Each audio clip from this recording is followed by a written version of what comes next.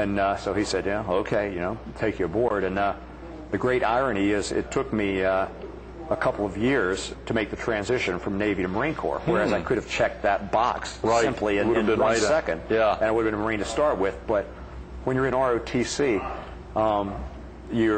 whether you're Navy or Marine, you get channeled into different courses.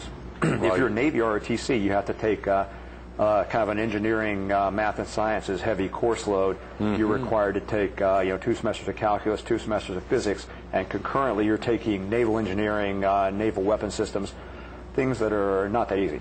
And if you're in the Marine ROTC, you're taking land navigation, leadership, things that are qualitative, not quantitative. That, as it turned out, those things were much more of my forte. Right. So sure. here I am. Technically, I was Navy ROTC, so I had to take calculus and physics. Calculus didn't do much for my GPA, nor did physics. Right. I had, at the end of my first semester, I had a 1.75. Second No semester. way. Yeah. Well, I was drinking a little bit too, but at the end of my first year, I had a 2.0. And I was trying to apply to transfer from Navy to Marine Corps with this lowly 2.0 GPA. Yeah, the GPA being exacerbated by the calculus and physics that I wouldn't have had to take had I not been a had Navy. you checked that box. Yeah, so it's almost like I was in this catch-22. But at the time, when you're applying to become in the Marine Corps, it's very selective. And they look at this guy, with average physical fitness and everything else, and they say, but his grades are too low. Right. Well, we don't need to take someone because we got other guys with higher grades from other schools that can, looking to transfer from Navy to Marine Corps. Wow. So I was turned down actually twice. No way. Until you could get your GPA up. Yeah, which made it even worse because here you are, the word gets around when you're in Navy ROTC, of who wants to transfer to be a Marine. Oh, wow. So here's this guy that, not only is it bad enough that you don't like the Navy that you're in, but they know you want to be a Marine, and you're too dumb to be a Marine. Oh, my God. And that's, because, that's the good-natured ribbing between the Navy and the Marine Corps is those that aren't smart enough to be in the Navy become Marines. It's not true at all, but it's just part of, the good-natured sister service rivalry that we have. Right. And at the time, being in college, especially being in Duke, a college where, things is full of, smart guys, or so I think. I took a lot of good-natured and not so good-natured ribbing from those guys tore you up. Yeah. As much as they could, yeah.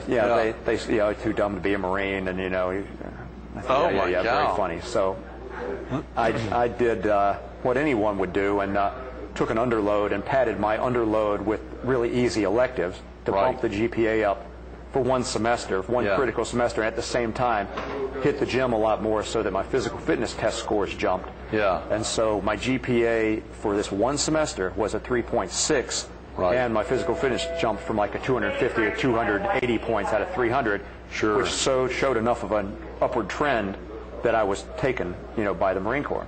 Right. At literally the last moment, because I was accepted from the Marine Corps only a couple of months before I had to go to officer candidate school. Oh, yeah, up there in Quantico. Oh, yeah, right down to the wire. That's amazing, Joe. I did not know that story either. And you think about those critical days, again, had you just checked that box. But I'm probably not telling my best stories here on air. I should think of No, that's great. I know. Hopefully Sue and your 4 will be able to take the chance. I know they're obviously back up in North Carolina now. Hopefully they'll go online next week. And I know you're heading back to Iraq this weekend, and so you'll be able to watch this online next week. It's amazing to think about.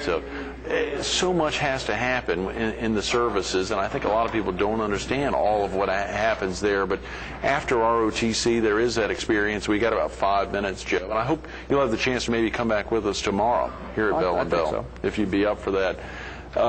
That experience of after ROTC, there's an officer candidate school prior to actually getting active. Oh, yes. What was that like for you after you left Duke and you'd wrapped up 4 years there and were leaving Durham really for the first time? Yeah, well, I've had a lot of opportunity over the years to give advice to the young guys. They're looking to go to officer candidate school, and the first thing I tell them is don't lift a lot before you go, run a lot, and get as lean as you can, because I had the opposite approach. At the time, I was thinking all Marines are big and huge, because that's, the post Marine, big, huge guys. So I'm hitting the weights heavy.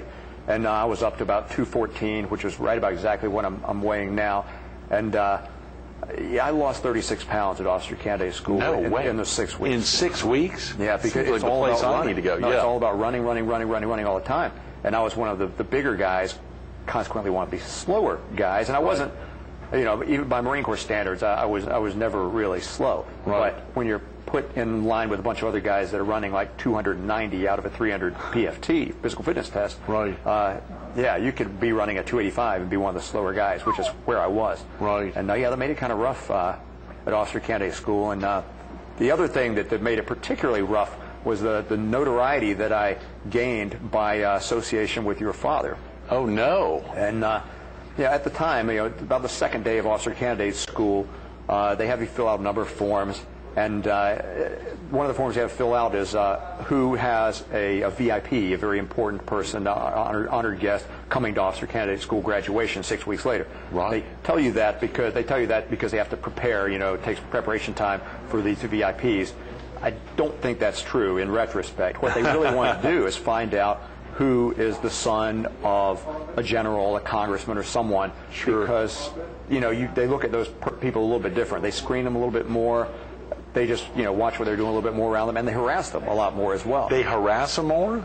Oh yeah, it's in retrospect, it's good natured, and I'm sure they had a blast doing it. But I had no idea, which way was up going through Officer Candidate School because, right. I'm from a solid blue collar background. There's no generals in my history. No one had even been going to college. Right. And so, the second day I filled this out. By the fourth day, I'm starting to get people coming yelling me at random, "Where's the general's son? Where's the general's son?" Oh, you're kidding! I'm looking around like I don't know where the general's son is. And they're like, "Where's Candidate Paschall, the general's son?" I'm like, "Where's Candidate Paschall? I don't even know a general." Like, "Oh yeah, so you're the one whose daddy's a general and is going to come pull you out of all this." Well, of course, your dad wasn't a general, but he was. Right. He was a four-star general equivalent, right? Because he was the Chief Justice on the Court of Military Appeals, right. And so, you know how the rumors spread. So apparently, this piece of paper went up to the colonel or someone else, sure, and they changed it from he's a Chief Justice to he's a four-star equivalent. To someone coming back down with the rumors was, he's a four-star general, and then instead of a friend of the family, it's his father. It's his kid. So it started out a friend of the family as Chief Justice, Military Court of Appeals, and it came back down as his son's a his son of a four-star general.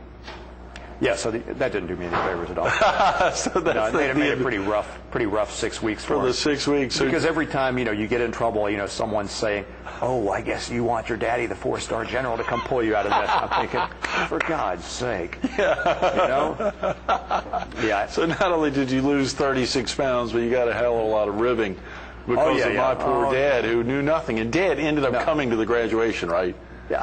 No, actually, Dad, you and Rob came. I remember Rob and I ended up, that's right, but Dad couldn't get out. We got to sit in the VIP box. We did. My parents got a great kick out of that, sitting in the VIP box, because, of course, we were associated with a four-star general. Oh, that's right. So Sandra got to do the same thing. Yeah. So we got the VIP treatment. And of course, I had been getting the VIP treatment for the whole 6 weeks because of it. Yeah, getting beaten up. I love it. I love it. Yeah, it was a good 6 weeks. Good weight loss program. That is amazing, Joe. Of course, the excitement of being down here, being in Myrtle Beach last week with your wife and 4 children. You mentioned your mother was also down with you. Oh, yes. She's been very proud of her son in his 20 years in the Marine, her son, the Duke graduate, her son that's going on to do amazing things. A lot's going to be happening over the next year as you plan for post 20 years of service in the Marines, post-service. You'll be getting out next June. Yep. That's a big deal. You're heading back to Iraq this weekend. I am. How long is that trip back, Joe? What is that experience like traveling over there? And, of course, coming back, you were back for a couple of weeks. I know you're heading back this weekend. It's about eight time zones different. So coming back, it's like you gain 8 hours. Going forward, you lose 8 hours. But it really, the trip takes anywhere from 3 to 4 days. 3 to 4 days? But that's so just you'll be heading back all weekend. Yeah. It's a process of moving, military folks, because the well-oiled machine we have at this point, they're moving military folks backwards and forwards from Iraq, they're coming home on their R&R and coming home at the end of their deployments. What you end up doing is, you're ferried through about 4 or 5 different legs of the journey, and from the small base that I'm in Iraq, it means a helicopter ride, and likely during the nighttime hours, to a larger base, where you probably wait a full day to get manifested for your next flight, and then you might take, a fixed-wing aircraft flight from that base into, Kuwait, and in Kuwait you'll wait another day or so until you'll get what amounts to like a commercial flight back to the States, and then you go on your regular, hubs to wherever you're going to go. But because of, waiting for about a day in each location and 3 or 4 locations, yeah, it makes for a bit of a journey. Almost makes you glad to get back home to Iraq, although it doesn't really feel that way. But, when you're on a journey for 3 or 4 days, you really just want to get wherever you're going. So it will make me look forward to getting back to my little bed in Iraq, by the time the journey's over. By the time you get back late this weekend or early part of next week, it sounds. Joe, you said you'd be willing to come back with us tomorrow. I hope you're still up for it. Sure. Great. Okay. Thanks so much for being with us. This is exciting. Lieutenant Colonel Joe Paschall, U.S. Marine Corps. You'll hear a little more, part 2 tomorrow. Come on back. Stay with us. He's coming up next. We wrapped up yesterday talking about the 36 pounds he lost over the 6 weeks at Officer Candidate School 19 years ago. We started to get into what he's doing today, heading out this weekend back to Iraq. There's a lot that happened in that 19-year period in the interim. We want to get into that a little bit tomorrow. Come back, be with us for part 2 of Lieutenant Colonel Joe Paschall. You heard him talk about the officer and enlisted in the Marine Corps, that service aspect of the officers serving the enlisted. There's a real effort there. It's made every day. You'll hear Joe talk a little bit more about it tomorrow. Come back, be with us. Part 2, Lieutenant Colonel Joe Paschall.